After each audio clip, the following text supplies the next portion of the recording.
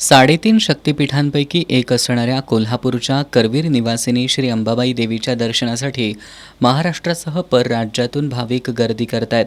सध्या मुंबईसह 13 लोकसभा मतदारसंघ वगळता महाराष्ट्रातील लोकसभा निवडणुका झाल्यात. शाळा महाविद्यालयांनाही सुट्ट्या आहेत.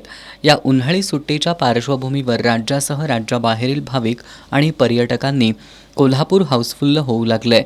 शनिवारी 87,326 भाविकांनी अंबाबाई देवीचं दर्शन घेतलं होतं.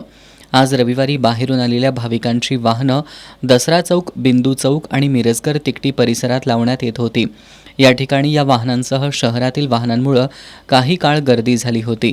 मात्र शहर वाहतूक शाखेच्या पोलिसांनी या वाहनांच्या गर्दीवर नियंत्रण मिळवत वाहतूक व्यवस्था सुरळीत ठेवली होती. अंबाबाई देवीच्या दर्शनासाठी मंदिराच्या पश्चिम बाजूच्या मुख्य दरवाजाजवळ भली मोठी रांग लागली होती. या ठिकाणी उभारलेल्या शेडच्या बाहेरील बाजूपर्यंत कडक उन्हातही भाविकांची रांग होती.